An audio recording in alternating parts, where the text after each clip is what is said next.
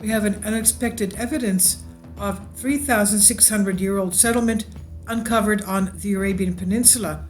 This is by Amy Blumenthal, University of Southern California, on phys.org. Scholars looking for underground water sources on the eastern Arabian Peninsula for the project funded by United States Agency for Aid and International Development have accidentally uncovered the outlines of a settlement that appeared to be more than 3,600 years old, a symmetrical 2 by 3 kilometer landscape area or trace outlines of a settlement, and one of the largest potential settlements uncovered in the area was identified using advanced radar satellite images in an area of Qatar where there was previously thought to be little evidence of sedentary ancient civilizations. Their new study, published in the ISPRS Journal of Photogrammetry and Remote Sensing, counters the narrative that this peninsula was entirely nomadic, and evidence mapped from space indicates that the population appears to have had a sophisticated understanding of how to use groundwater. The research also points to the critical need to study water and safeguard against climate fluctuations in arid areas. Makfia, the name attributed to the settlement by researchers at University of Southern California, Viterbi School of Engineering and NASA Jet Propulsion Laboratory, and which refers to the invisible location in the local Arabic language, was discovered using L-band synthetic aperture radar imaging from the Japanese satellite ALOS-1 and especially acquired high-resolution radar images by its successor ALOS-2. While the settlement was not visible from space using normal satellite imaging tools, nor through surface observation on the Earth, the large underground rectangular plot, it was determined, had to be man-made due to its shape, texture, and soil composition, which were in sharp contrast to surrounding geological features. Independent carbon dating of retrieved charcoal samples suggests that the site is at least 3,650 years old. It dates back potentially to the same era of the Dilmun civilization. Lead author Essam Hegyi of University of South California Arid Climate and Water Research Center describes the site as akin to natural fortress surrounded by very rough terrain, almost making the area inaccessible. The discovery has significant historic and scientific implications. Historically, this may be the first piece of evidence of a sedentary community in the area, and perhaps evidence of an advanced engineering for the time period. While we cannot see the remains of a monument or walls of a settlement, the proof is in the soil.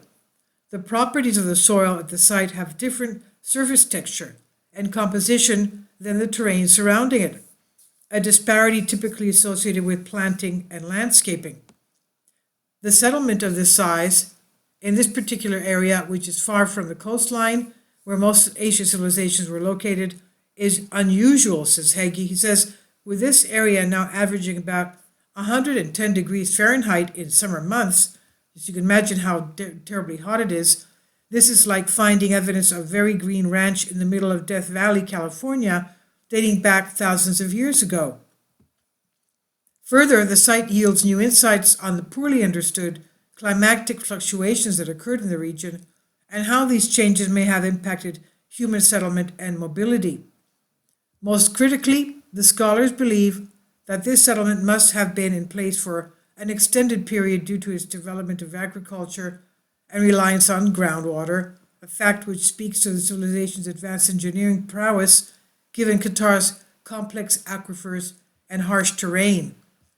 The researchers believe that a population with sufficient knowledge to leverage such unpredictable groundwater resources, inaccessible by digging through hard limestone and dolomite, would have certainly been ahead of its time in mitigating droughts within harsh inland environments. There is strong evidence that this settlement's inhabitants relied on deep groundwater sapping, a method by which one accesses water from deeper aquifers through fractures in the ground in order to use this water for crop irrigation and, of course, to support daily life. This presence of this settlement is now enabling researchers to piece together the most recent paleoclimatic changes that took place on the eastern Arabian Peninsula. The bleak side of this, says Hagi, is that we do not fully know who this culture was and why they disappeared. However, based on the presence of charcoal found in the site, Hagi and his colleagues suggest that fire could be one of the several plausible explanations for this demise. Let's remember, 3,600 years ago, that's about the time of the exodus of Moses from Egypt. That's the time of the eruption of the Thera Santorini volcano. So this evidence also calls for increased study of the area by archaeologists, says Hagi. The work has also some implications of how we study and address climate fluctuations today. Deserts cover about 10% of our planet. We might think today that we are always uninhabitable, but this discovery, along with others in the area, shows that this might not have been always the case. Hagi says he's a research scientist at the Ming Xian Department of Electrical Engineering at USC. His concern is that the increase in climate fluctuation in arid areas worsen food insecurity, migration, and degradation of water resources. Why should people care about the ruins of this ancient settlement? To Hagi, this culture's ability to mitigate climate fluctuations could be our story. He said this story is very important today. In arid areas, we have widespread disbelief in climate research. Many think climate change is something in the future, so far away in the geological past. This site shows that it has always been here and that our recent ancestors have made its mitigation a key to their survival.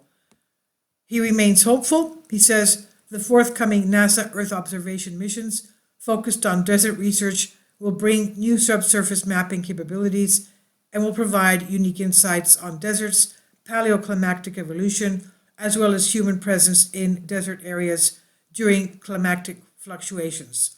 Let's remember that this is an area of, if you see the video I posted yesterday about the earthquakes from South Africa all the way to Cairo and into Israel, that's the areas, all of that area, the Great Rift Valley, all the way to the Arabian Peninsula, are all volcanoes.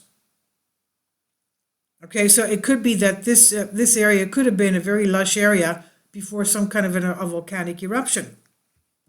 Please leave your comments. Thank you for your support. This is on FIS.org by Amy Blumenthal, University of Southern California. Please support my Patreon account. The daily posts are 5 videos daily, and they are totally different from what I have on my YouTube channel. Thank you so much for your support and that you find all my content so interesting. You'll find the Patreon account details in the description box. Just want to give you a heads up where Qatar is. There's Qatar right there. Saudi Arabia, Qatar right there. Okay. And let's go to the Rift Valley area. Sorry, the African Rift Valley. Okay, this is our map. Qatar is right there, as we said. Okay, African Rift Valley. And this is the area of the volcanoes. Qatar is right there, as we said before. Qatar is right here. Okay. Where are we? Okay. Okay, so this is the Great Rift Valley, and it's all volcanoes. From here, we had the earthquake in Johannesburg yesterday, up to Cairo as well. We just had another one I'm going to do another video on just now, with this past hour, 5.3 in Cyprus. So you can see that this area, especially after, okay, what can I tell you? This is what I'm not a geologist, but I see that this is becoming active now. The Great Rift Valley, and it goes up to the Transjordanian Fault, up through towards Israel. Israel had a couple. They took the earthquakes off here two Saturdays ago. Okay, about 10 days ago, they had. Around the Sea of Galilee, they had an earthquake, and we said before, Sea of Galilee is a volcano. Okay, that we talked about the volcanology of Israel, and the Sea of Galilee has all these hot spring baths around it because it's just magma under there. So this is Qatar, and I wouldn't be surprised that if we had the Santorini volcano going off at that time around here, I wouldn't be surprised that, some kind of volcano perhaps could have gone off